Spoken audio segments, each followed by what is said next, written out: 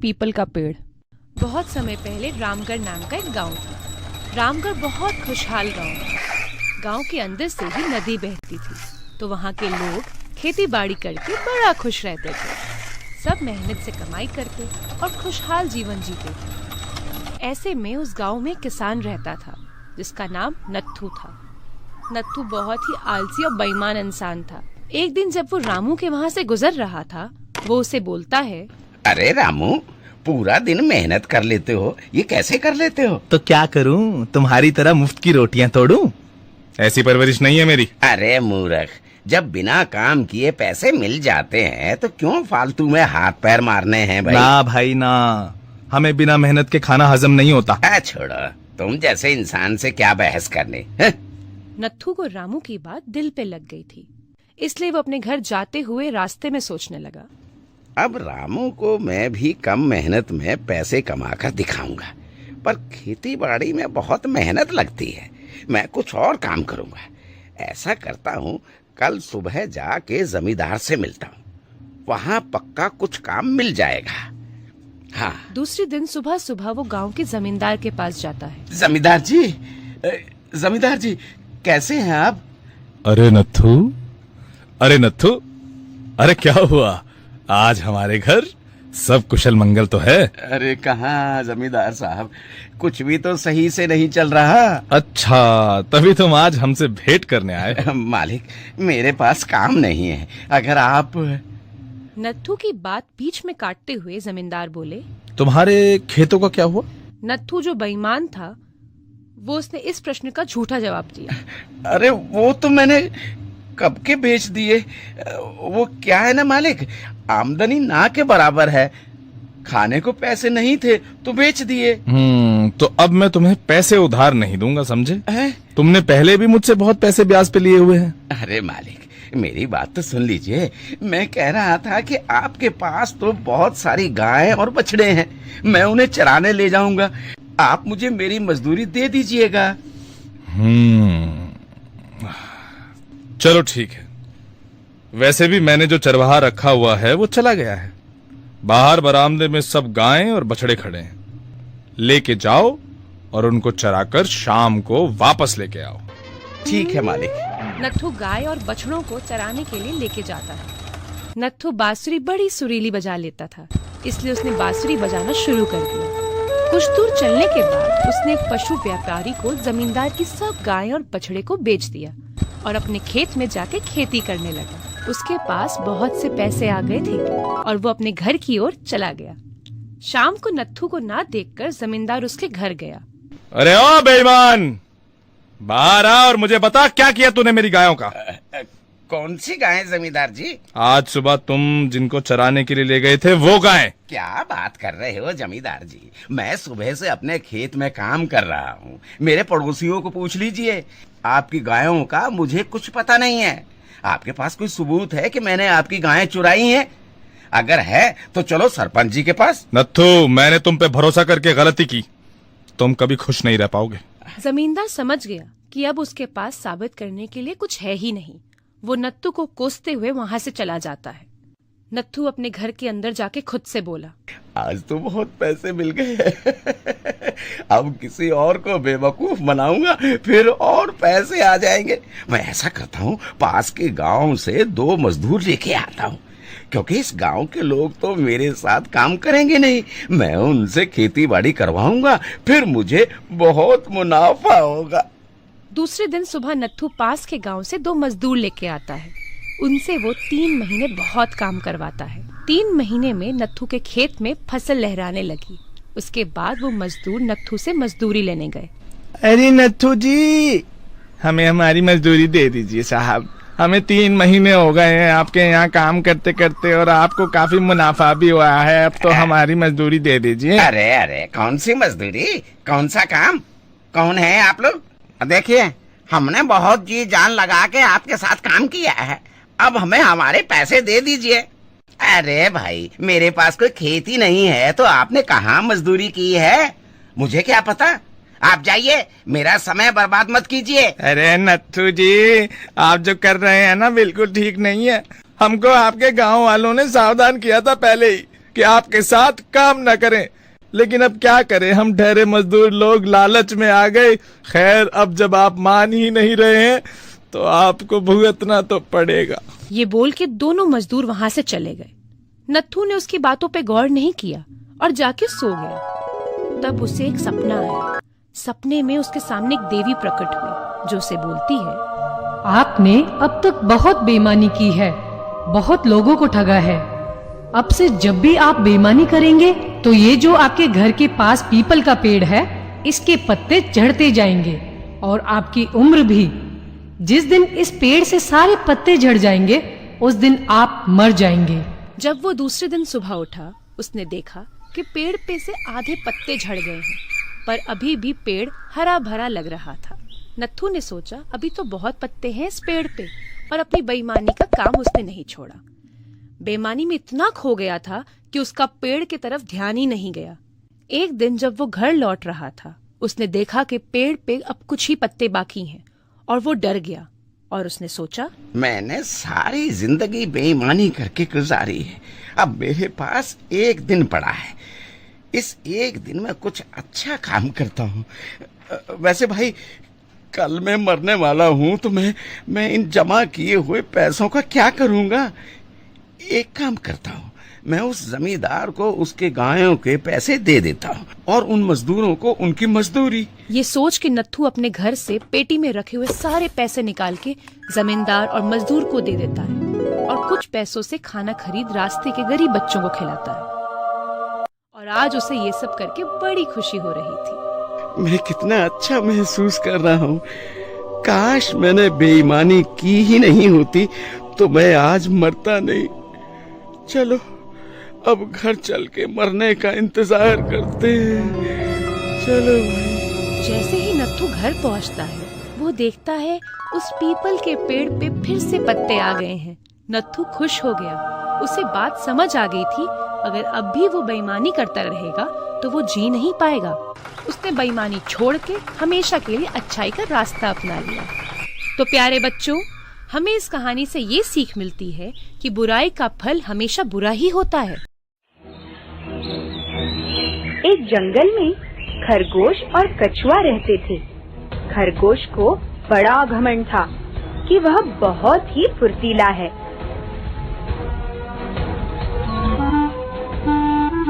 वह कछुए की धीमी चाल देखकर उसकी खूब खिल्ली उड़ाता था। एक बार खरगोश ने यूं ही खिल्ली उड़ाते हुए कहा, क्यों कछुआ काका, क्या तुम मेरे साथ दौड़ लगाओगे? हाँ, दौड़ लगाओगे मेरे साथ? देखे कौन जीतता है। चलो दौड़ लगाते हैं। खरगोश ने सोचा कि कछुआ डर जाएगा, अपनी धीमी गति का अंदाजा तो होगा ही उसे। क्यों नहीं खरगोश भैया, चलो लगाते हैं दौड़। खरगोश मन ही मन हंसा, फिर बोला, सोच लो कछुआ काका, रेस सबसे तेज दौड़ने वाला जीतेगा, सबसे धीरे चलने वाला नहीं, समझे? खरगोश ने ठहाका मारा और आसपास के जानवर भी जमा हो गए। दौड़ लगाकर देखो तो सही खरगोश भैया। यह अनोखी रेस देखने जंगल के जानवर इकट्ठे हो गए। रेस शुरू हुई तो खरगोश ने बाल संवारे और तेजी से भागा।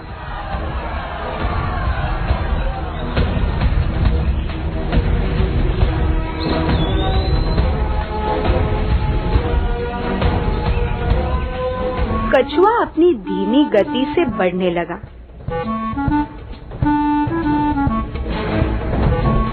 थोड़ा आगे पहुंचकर खरगोश पीछे मुड़ा और सोचने लगा, कछुआ काका तो दिखाई नहीं पड़ते। चलो कुछ देर यहीं विश्राम कर लेता हूँ, जब तक कछुआ काका आएंगे मेरी एक झपकी हो जाएगी। चलो थोड़ी देर आराम ही कर लेता हूँ।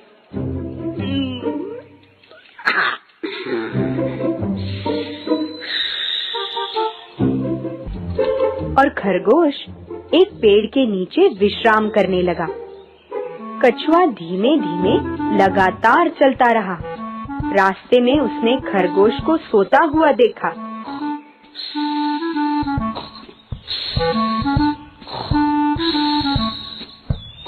लेकिन वह निरंतर लक्ष्य की ओर ही बढ़ता गया।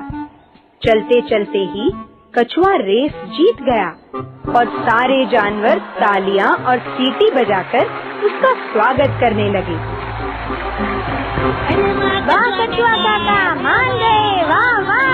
कछुआ काका, वाह वाह, बहुत मजा आया, बहुत मजा आया। तालियों की आवाज से खरगोश की नींद खुली। वह भागा भागा सीमा रेखा तक पहुंचा तो देखा कि कछुआ काका की जीत का जश्न चल रहा है।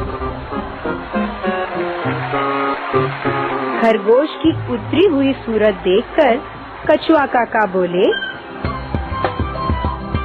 बात पते की सुनो साथियों, वही सफलता पाता है।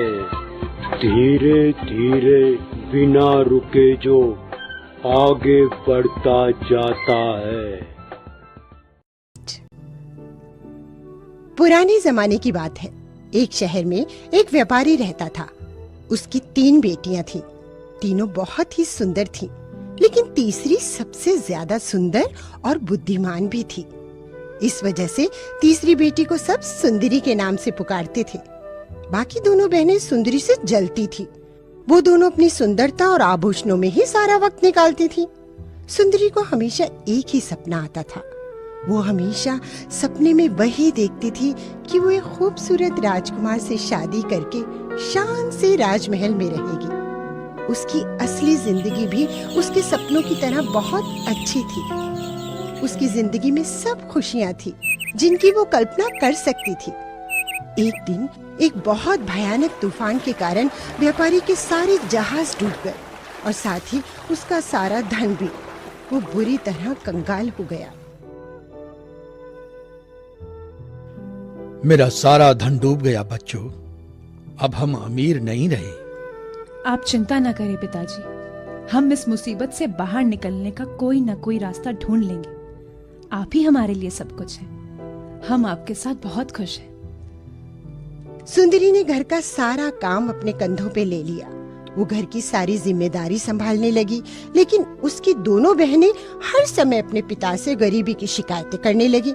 मदद करना तो दूर, वो अपने पिता को और दुख दे रही थी। सुंदरी बस यही चाहती थी कि उसके पिता खुश रहें।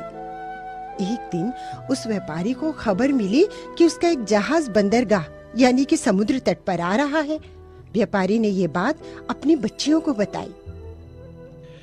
मेरे जहाजों में से एक जहाज बच गया था और वो जल्द ही बंदरगाह पे आ रहा है।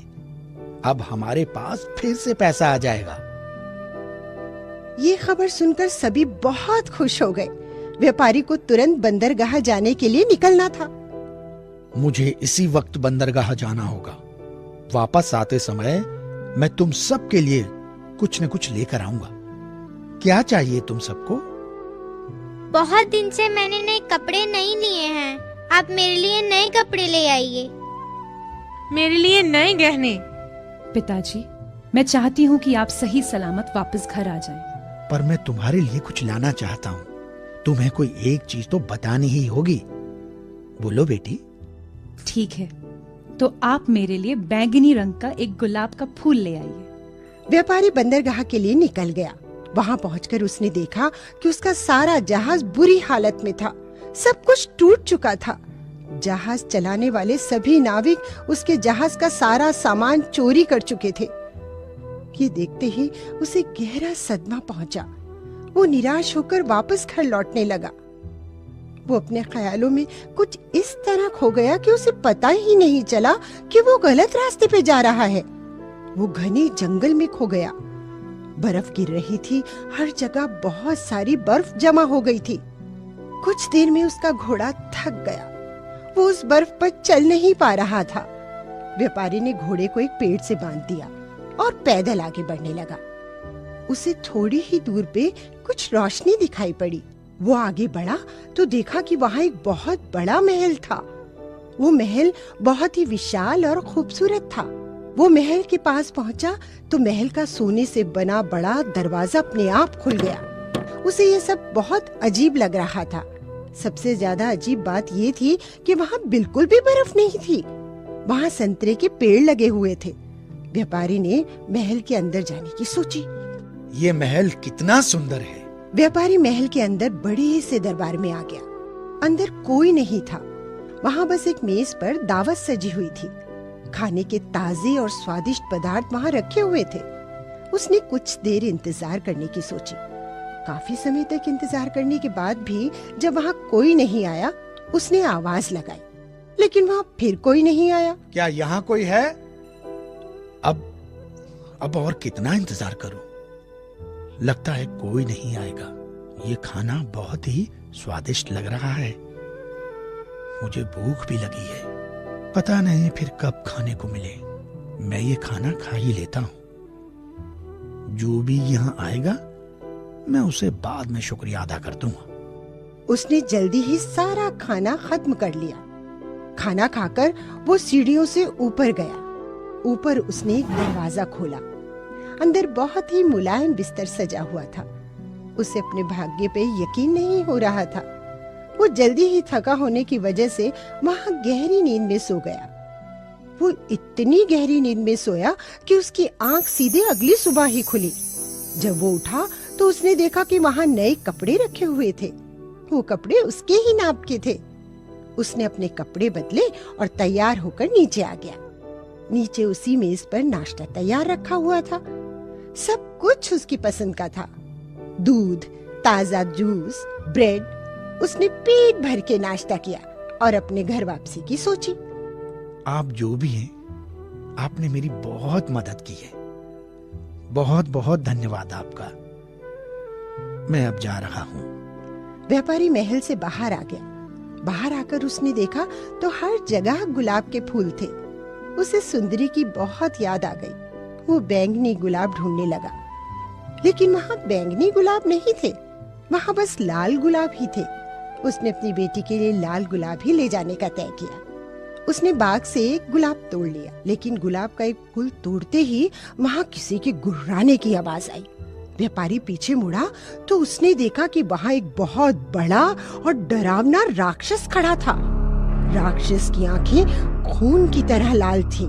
उसके बड़े दांत और नाखून तलवार की तरह तेज और नुकीले। तुम्हारी हिम्मत कैसे हुई मेरे बाग से गुलाब तोड़ने की? मैं तुम्हें अपने महल में पनाह दी, खाना दिया, सोने के लिए बिस्तर दिया, और तुमने क्या किया? क्या इसी तरह किसी के आभार को चुकाया जाता है? देखो, तुमने बहुत बड़ी गलती की है। तुम्हें इसकी सजा जरूर मिलेगी। नहीं, मुझे माफ कर दीजिए। मैं तो अपनी बेटी के लिए एक गुलाब ले जा रहा था। आपने मुझ पर बहुत दया दिखाई है। मुझे माफ कर दीजिए। क्या कहा तुमने? बेटी के लिए? ठीक है, तुम्हें मेरी एक शर्त माननी होगी। अगर तुमने मेरी शर्त मानी तो मैं तुम्हें छोड़ दूंगा। कैसी शर्त? मेरी 3 बेटियां मेरा इंतजार कर रही हैं। मैं आपके लिए कुछ भी करने को तैयार हूँ। बोलिए, क्या शर्त है आपकी? ओह, 3 बेटियां। ठीक है, तुम्हें अपनी एक बेटी को यहाँ महल में लाना होगा। वो मेरे साथ यहाँ रहेगी। उसके बदले में तुम आजाद होकर जा सकते हो। मुझे मंजूर है। मेरी एक बेटी यहाँ आने को जरूर तैयार हो जाएगी। बहुत अच्छा। मैं तुम्हें अपना सबसे तेज घोड़ा दूंगा। तुम्हारे पास 1 महीने का समय है। 1 महीने में तुम्हारी एक बेटी अपनी मर्जी से यहाँ आनी चाहिए। अगर वो अपनी मर्जी से नहीं आई तो मैं उसे स्वीकार नहीं करूंगा। और अगर 1 महीने में तुम उसे लेकर नहीं आए, मैं खुद तुम्हें ढूंढने आऊंगा और तुम्हें मार दूंगा। व्यापारी ने उस समय अपनी जान बचाने के चक्कर में बिना सोचे उसकी शर्तें मान ली। वो जानता था कि उसकी कोई भी बेटी वहां नहीं जाना चाहेगी। वो राक्षस के दिए घोड़े पे बैठा और वहां से चला गया। घोड़ा बहुत तेजी से दौड़ा और जल्दी ही व्यापारी के घर पहुंच गया। व्यापारी बहुत ही लाचार महसूस कर रहा था। घर पहुंचते ही उसकी बेटियां उससे अपने उपहार मांगने लगी। उसने सुंदरी के लिए लाया हुआ गुलाब उसे दे दिया। ये लो सुंदरी, तुम्हारा गुलाब।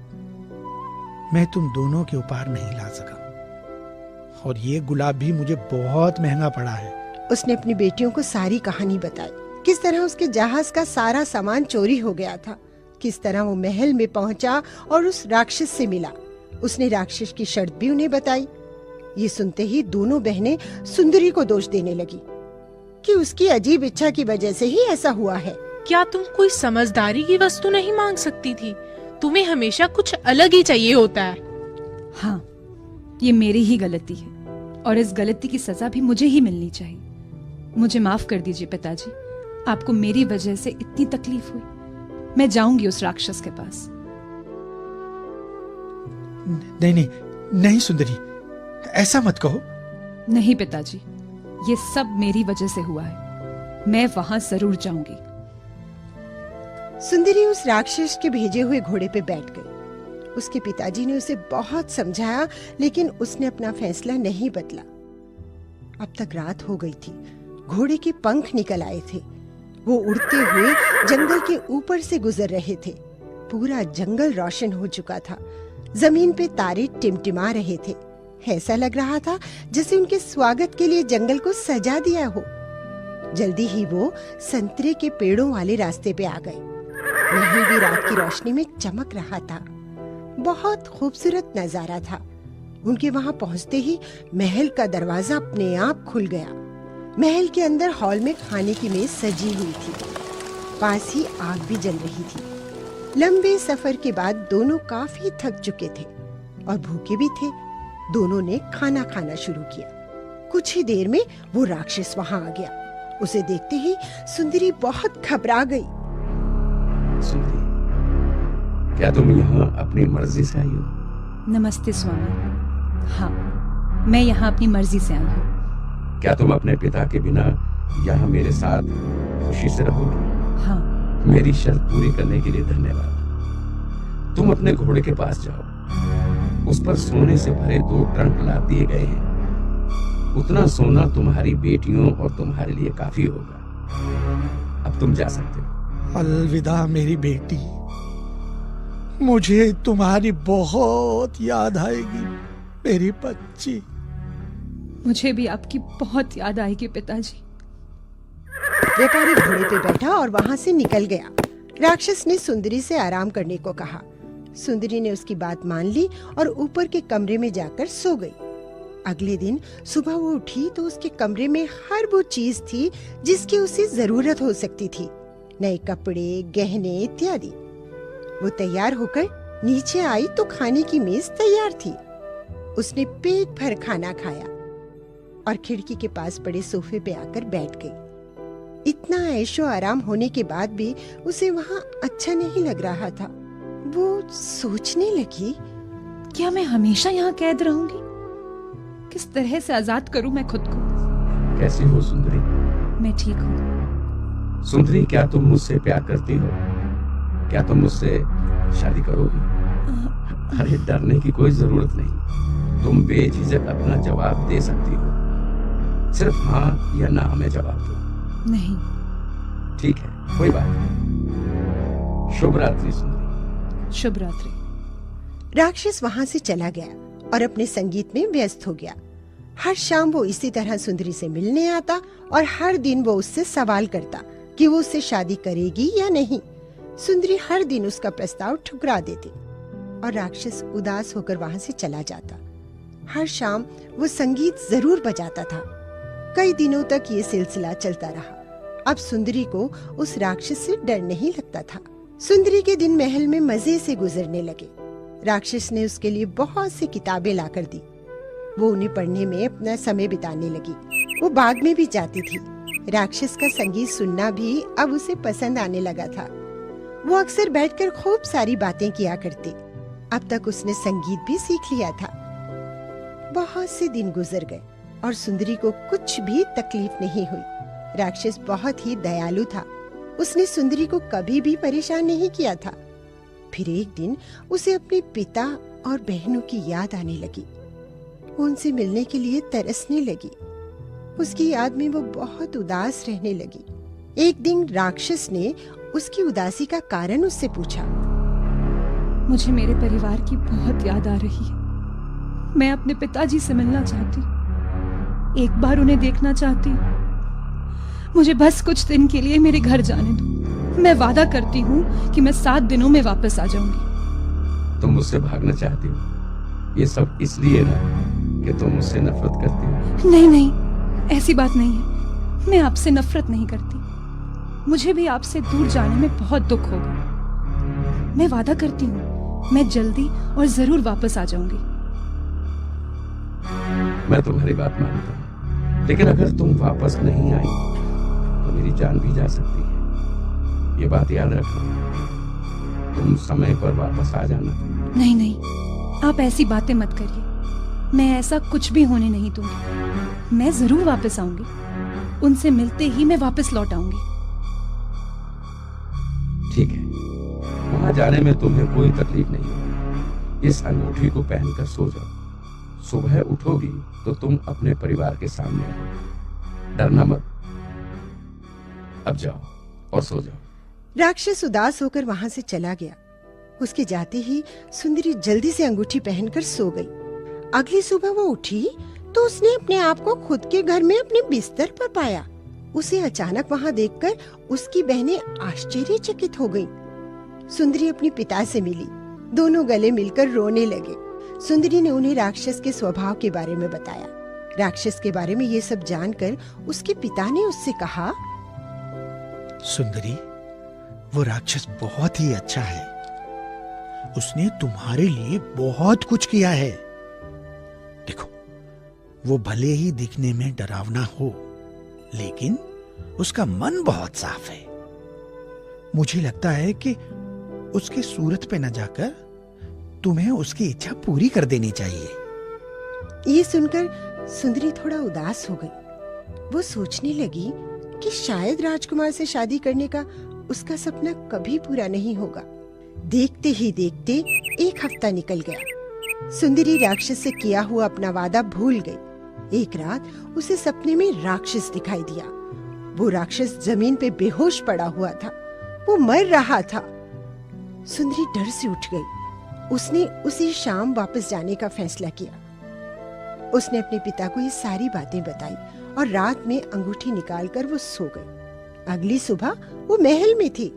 आंख खुलते ही वो उस जगह गई जो उसने सपने में देखी थी।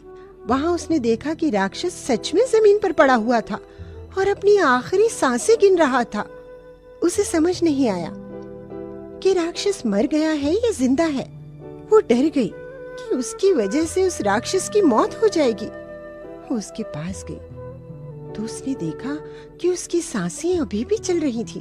उसने तुरंत उसकी आंखों पे पानी छिड़का और राक्षस होश में आ गया। ओह, शुक्र है कि आप ठीक हैं। आपने तो मुझे डरा ही दिया। मुझे अभी पता चला कि मैं आपसे बहुत प्रेम करती हूँ। अगर आपको कुछ हो जाता तो मैं क्या करती? क्या तुम सच में मेरे जैसे बदसूरत प्राणी से प्रेम कर सकती हो? सूरत से क्या होता है?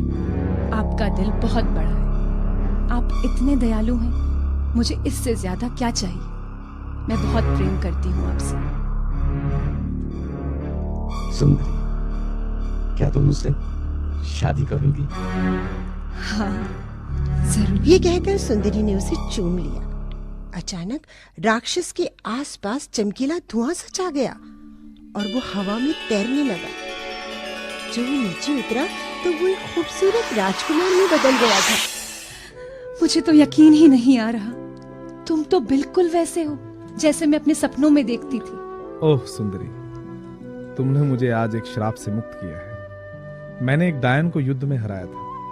उसने मरते समय मुझे श्राप दिया था कि कोई भी मुझसे प्रेम नहीं करेगा, और उसने मुझे डरावने राक्षस में तब्दील कर दिया था। आज तुमने मुझे सच्चा प्यार करके उस श्राप को तोड़ दिया है। तुमने मुझे आजाद कर दिया है। मुझे तो अपनी आंखों पे विश्वास ही नहीं हो रहा है। क्या ये सच है या मैं सपना देख रही हूँ? राजकुमार ने उसे मजाक में चुटकी काटी और उसे एहसास हुआ कि वो कोई सपना नहीं है। अब हमें ज्यादा देर नहीं करनी चाहिए। चलो चलो चलो, तुम्हारे परिवार के पास चलते हैं और अपनी शादी की खबर उन्हें देते हैं। वो दोनों सुंदरी के घर गए और उन्हें सब कुछ बताया। दोनों की शादी बहुत बड़े जश्न के साथ हुई। सच्चे और साफ दिल ने सुंदरता को पीछे छोड़ दिया था। केवल सुंदर दिखना ही काफी नहीं है, असली सुंदरता होती है साफ मन में, अच्छे विचारों में और अच्छी आत्मा में। ये भी सिखाती है कि जबरदस्ती हम किसी को अपना नहीं बना सकते। किसी से प्यार करने के लिए उसकी मर्जी भी उतनी ही जरूरी है जितनी। मुरिया नाम के एक गांव में रहते थे दो भाई। बचपन से ही उनकी हमेशा झगड़ने की आदत थी। इस वजह से बड़े होने पर दोनों साथ में नहीं रहते थे। दोनों के घर अलग थे। एक भाई मुरारी लाल बहुत अमीर था और दूसरा भाई बंसीलाल बहुत गरीब था। मुरारी लाल के घर में सब अच्छे अच्छे कपड़े पहनते, हर दिन अच्छा अच्छा खाना खाते और हर त्योहार धूमधाम से मनाते। उधर बंसीलाल के घर में एकदम उल्टा था। उसके पास अच्छी नौकरी नहीं थी, इसलिए घर में कभी पैसे नहीं रहते थे। पैसों की तंगी होने से उसके यहाँ ना किसी के पास पहनने के लिए ढंग के कपड़े थे और ना खाने के लिए भरपेट खाना। मुरारी लाल बहुत आराम की जिंदगी जी रहा था और बंसीलाल बहुत कठिनाई भरी जिंदगी। बंसीलाल से अपने परिवार की बुरी हालत देखी नहीं जा रही थी। एक दिन उसने अपने भाई मुरारी लाल से मदद मांगने की ठान ली। वो मुरारी लाल के पास गया और बोला, मुरारी भाई कैसे हो? ठीक हूँ मैं, लेकिन तुम यहाँ क्यों आए हो? मैं बहुत मुसीबत में हूँ भाई, मुझे तुम्हारी मदद चाहिए। मुझे कुछ पैसे उधार चाहिए। मैं जानता था, हर बार की तरह आज भी तुम कुछ ना कुछ मांगने ही आए होंगे। ऐसा मत बोलो भाई, मेरे बीवी बच्चे भूखे हैं। मैं जल्दी तुम्हारे सारे पैसे लौटा दूंगा। तुम्हारे बीवी बच्चों का मैं क्यों फिक्र करूं? चले जाओ यहाँ से, मैं तुम्हें एक फूटी कौड़ी भी नहीं दूंगा। मुरारी लाल ने बंसीलाल को अपने घर से निकाल दिया। अपने भाई की कठोर बातों से दुखी होकर बंसीलाल वापस अपने घर की ओर जाने लगा। रास्ते में उसने देखा कि एक बहुत बूढ़ा आदमी लकड़ियों का बड़ा गट्ठा उठाने की कोशिश कर रहा है। बंसीलाल अच्छे स्वभाव का था। उससे ये देखा नहीं गया कि इतना बूढ़ा आदमी अकेला इतना वजन उठा रहा है। उसने उनकी मदद करने की सोची। अरे काका रुकिए, मैं आपकी मदद कर देता हूँ। ओह, धन्यवाद। मुझसे भारी वजन उठाया ही नहीं जा रहा है। अच्छा हुआ तुम आ गई, लेकिन तुम इतने परेशान क्यों दिख रहे हो? नहीं काका, कुछ नहीं। देखो, तुम मुझे अपनी परेशानी बता सकते हो। शायद मैं तुम्हारी कुछ मदद कर सकूं। बोलो बेटा, क्या बात है? मैं बहुत गरीब हूं काका, मेरा परिवार भूखा है और मैं कुछ भी नहीं कर पा रहा हूं। मैं पैसे भी नहीं कमा पा रहा। मुझे कुछ समझ में नहीं आ रहा कि अपने परिवार का पोषण कैसे करूं। अच्छा, ये बात है।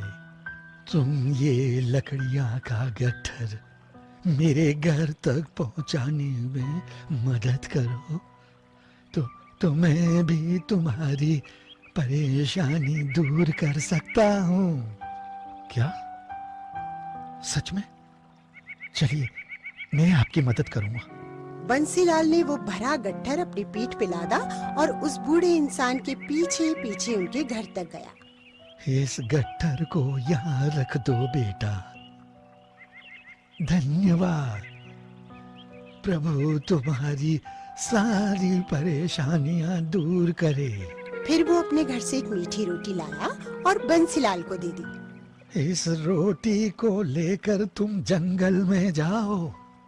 काफी दूर जाने पर तुम्हें आलू बुखारे के 3 पेड़ दिखेंगे। उन पेड़ों के पीछे एक छोटा सा पहाड़ है और पहाड़ के ऊपर एक छोटी सी झोपड़ी। वहां 3 बौने रहते हैं और उन्हें मीठी रोटी बहुत पसंद है। उन्हें ये रोटी देकर बदले में तुम्हें उनसे पैसे नहीं, पत्थर की चक्की मांगनी है। बंसीलाल ने उनकी सारी बात बहुत ध्यान से सुनी और मीठी रोटी लेकर वो तुरंत जंगल की ओर निकल पड़ा। बहुत देर आगे चलने पर उसे आलू बुखारा के वो 3 पेड़ दिखे जो उस बूढ़े आदमी ने बताए थे। उन पेड़ों के फल बहुत मीठे और ताजे लग रहे थे। बंसीलाल का मन वहाँ कुछ देर रुककर फल खाकर आगे बढ़ने का हुआ, लेकिन वो उन बौनों के पास पहुँचने में देर नहीं करना चाहता था। उसने अपनी भूख को नजरअंदाज किया और आगे बढ़ता रहा। थोड़ा आगे बढ़ने पर उसे पहाड़ दिखा और उस पहाड़ के ऊपर एक छोटी सी झोपड़ी देखकर बंसीलाल खुश हो गया और एक नई फुर्ती के साथ वो आगे बढ़ने लगा। वो झोपड़ी के अंदर गया और उसने देखा वहाँ 3 बौने थे। बूढ़े आदमी की सारी बातें सच थी। वो पहले से ही मन उस बूढ़े आदमी का धन्यवाद करने लगा। बंसीलाल ने पहले कभी बौने नहीं देखे थे। उन्हें देखते ही वो थोड़ा उत्साहित हो गया। उनके हाव भाव, उनके कपड़े, उनकी टोपी आदि देखता ही रह गया। वो भूल गया कि वो किस काम के लिए आया था, लेकिन बौने उसे देखकर बहुत नाराज हो गए। लेकिन बंसीलाल अपने उत्साह में उनका गुस्सा देख ही नहीं पाया। अचानक बौना बोला, कौन हो तुम? अंदर कैसे आ गए? बंसीलाल अचानक उनकी आवाज सुनकर सहम गया और होश में आया। मैं बंसीलाल हूँ। कौन बंसीलाल? हम किसी बंसीलाल को नहीं जानते। तुम जरूर कुछ चुराने आए हो। इसे पकड़ के बांध देना चाहिए। ये सुनते ही बंसीलाल डर गया और उसके हाथ से वो मीठी रोटी नीचे गिर गई। नहीं, मैं कोई चोर नहीं हूँ। मैं तो ये मीठी रोटी देखते ही बौनों का गुस्सा कुछ इस तरह गायब हो गया जैसे बारिश के बाद गर्मी गायब हो जाती है। अरे, इसके पास मीठी रोटी है। हमें मीठी रोटी बहुत पसंद है। क्या ये तुम हमारे लिए लाए हो? हाँ, मैं ये आपके लिए ही लाया हूँ, लेकिन मैं ये बेचने के लिए लाया हूँ। कोई बात नहीं, हम इसे खरीदेंगे। तुम्हें इसके बदले में क्या चाहिए? तुम जो चाहो ले सकते हो। धन्यवाद। मुझे इसके बदले में पत्थर की चक्की चाहिए। हमें मंजूर है। ये लो चक्की। इतना सुनते ही उस बौने के हाथ में पत्थर से बनी एक चक्की आ गई। उसने वो चक्की बंसीलाल को दे दी। ये कोई मामूली चक्की नहीं है। तुम इससे कुछ भी मांग सकते हो। जब तुम इससे पीसोगे तब ये चक्की तुम्हारी हर इच्छा पूरी करेगी। लेकिन एक बात का विशेष ध्यान रखना, काम हो जाने पर इस चक्की को एक लाल कपड़े से ढक देना, जिससे ये चक्की रुक जाएगी। मैं समझ गया। आपका बहुत बहुत धन्यवाद। खुश होकर बंसीलाल वो चक्की लेकर अपने घर वापस आ गया। घर में उसके बच्चे और पत्नी का भूख से बुरा हाल था। उसने तुरंत जमीन पर एक कपड़ा बिछाया और चक्की को उस पर रखा। उसने अपनी बीवी से एक लाल कपड़ा लाने को कहा। वो चक्की को घुमाने लगा और चक्की, मुझे दाल दो चक्की। उसके इतना बोलते ही चक्की में से दाल निकलने लगी। हांडी भर दाल मिलने के बाद उसने चक्की को लाल कपड़े से ढक दिया और उस चक्की ने दाल बनाना बंद कर दिया। फिर उसने उसी तरह चक्की से चावल मांगा और चक्की ने ढेर सारा चावल दिया। चक्की को लाल कपड़े से ढकने के बाद उस दिन उन सब ने पेट भर के खाना खाया। वो अब हर दिन उस चक्की से नई नई चीजें मांगने लगा। कभी आटा, कभी चावल, कभी बाजरा, मसाले इत्यादि। चक्की उसे वो हर चीज देती गई जो वो मांगता गया। चक्की से मिली सारी वस्तुओं को वो बाजार में बेचने लगा। कुछ ही दिन में उसने बहुत सारे पैसे कमा लिए। उसने अपने लिए एक बड़ा आलीशान घर बनवा लिया। अब उसके परिवार के पास सब कुछ था, खाने के लिए भरपेट खाना और पहनने के लिए अच्छे कपड़े। सभी बहुत खुश थे। उनकी ये खुशी लेकिन एक इंसान से देखी नहीं जा रही थी। मुरारी लाल को उसकी खुशहाली देखकर जलन होने लगी। कुछ दिन पहले तो ये मेरे पास उधार पैसे मांगने आया था, मगर इतनी जल्दी ये अमीर कैसे हो गया? इसका पता तो लगाना ही पड़ेगा। जरूर कोई चक्कर है। ऐसा सोचकर एक दिन वो अपने भाई बंसीलाल के घर में चुपके से घुस गया। थोड़ी ही देर में उसे चक्की के बारे में पता चल गया। अगले ही दिन उसने उस जादुई चक्की को चुरा लिया और अपने परिवार के साथ गांव छोड़ने की ठान ली। चक्की लेकर वो गांव से निकल पड़ा। वहाँ पास ही एक सागर था जो उसे पार करना था। वो सभी नाव में बैठकर सागर पार करने लगे। बीच रास्ते में ही उसने उस चक्की को चलाना चाहा। उसने चक्की को चलाया और अपनी इच्छा प्रकट करी। चक्की चक्की मुझे नमक दो चक्की। बस फिर क्या था, चक्की ने नमक निकालना शुरू कर दिया। उस चक्की से नमक निकलता रहा और नाव बहुत भारी हो गई। अपने लालच के चक्कर में मुरारी लाल ने उस चक्की को बंद करने का तरीका ही नहीं देखा था। अब वो चक्की घूमती रही और उससे नमक निकलता गया। नमक के भार से उसकी नाव डूब गई और मुरारी लाल का पूरा परिवार उस सागर में डूब गया। फिर भी चक्की से नमक निकलना बंद नहीं हुआ। आज भी उस चक्की में से नमक निकल रहा है। शायद इसलिए सागर का पानी खारा। खड़गपुर नाम का एक गांव था। उस गांव में मोतीलाल रहता था। मोतीलाल बहुत ही भोला और सरल स्वभाव का इंसान था। मोतीलाल अपनी पत्नी के साथ एक छोटे से घर में रहता था। मोतीलाल की सरलता की वजह से मोतीलाल की काफी मेहनत करने के बाद भी वो ज्यादा कमाई करने में असमर्थ था। पर मोतीलाल संतुष्ट इंसान था। वो और उसकी पत्नी 2 वक्त का खाना खा के ही खुश रहते थे। मोतीलाल चरवाहा था। वो गांव के दूध वालों की गाय, भैंस, बकरियों को चराने लेके जाता था और यही उसकी आमदनी का जरिया भी था। गांव में ही एक छोटी सी पहाड़ी थी।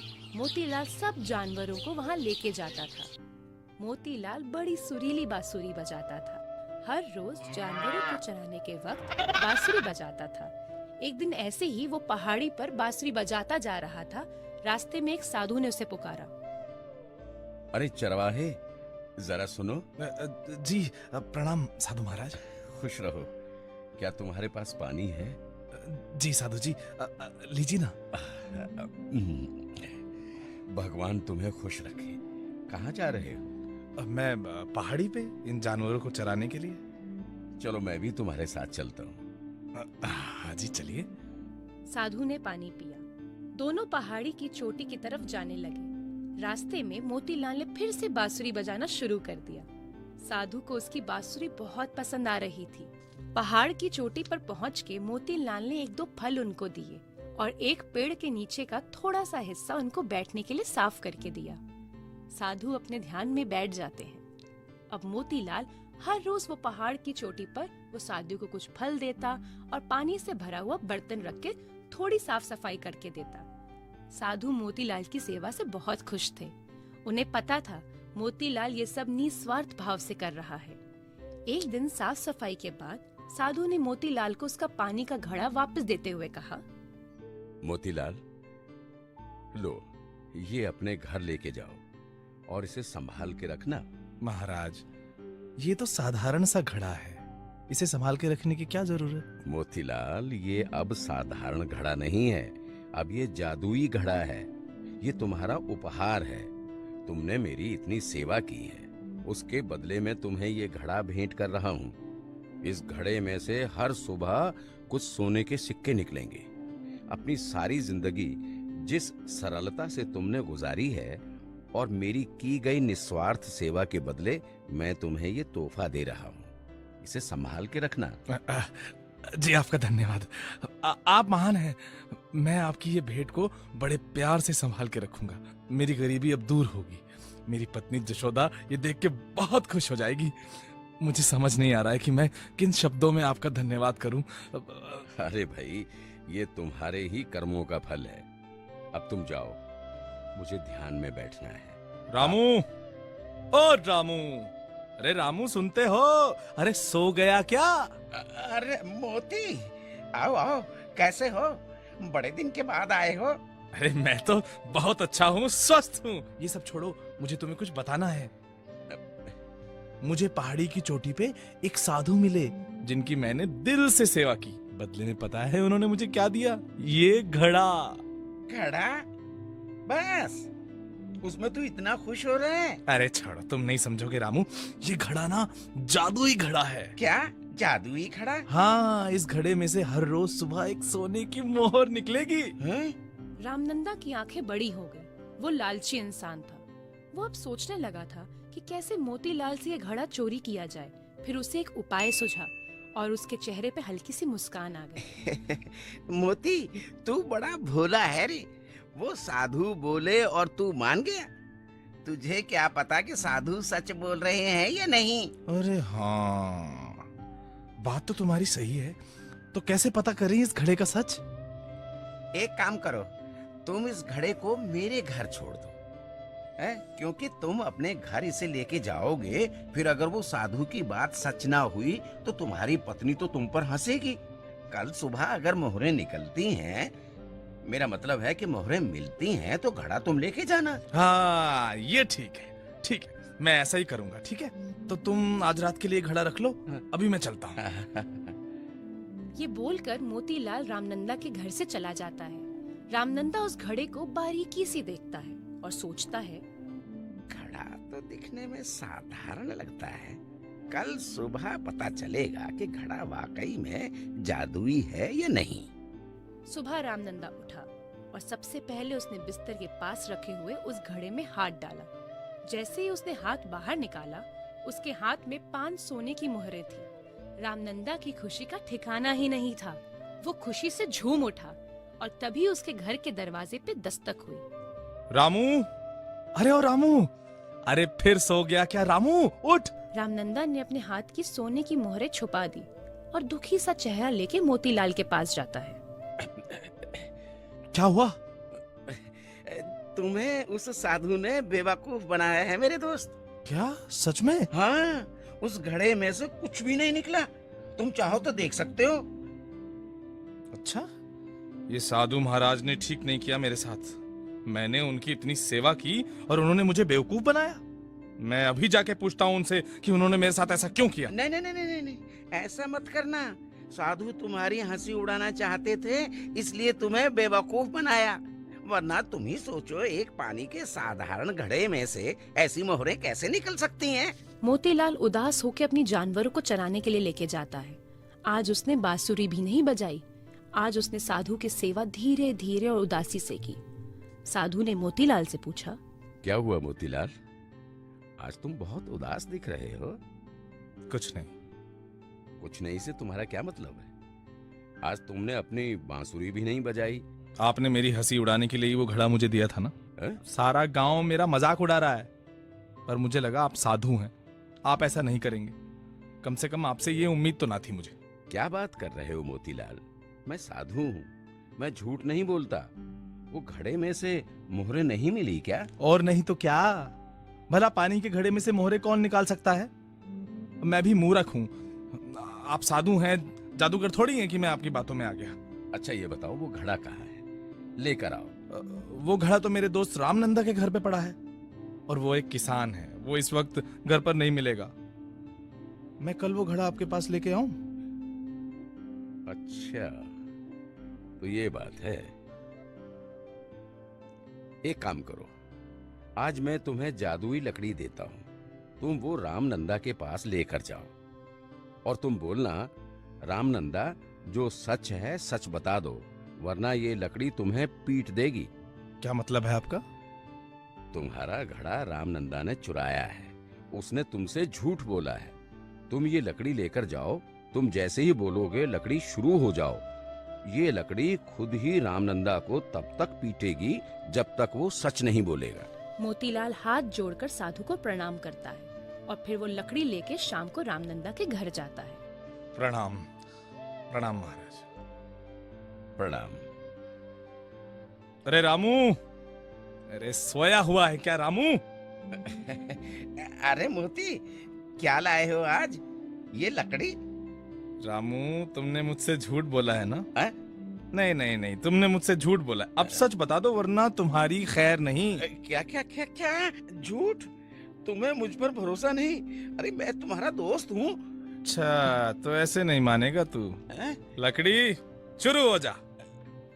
इतना सुनकर लकड़ी ने खुद ही रामनंदा की पिटाई करनी शुरू कर दी।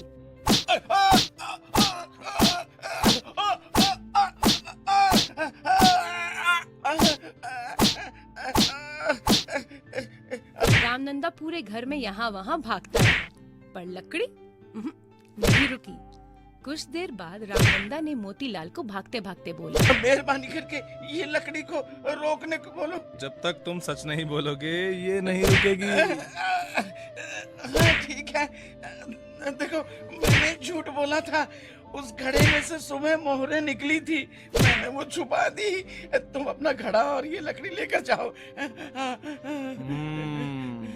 ये हुई ना बात। ये सुनकर लकड़ी रुक गई और गायब हो गई।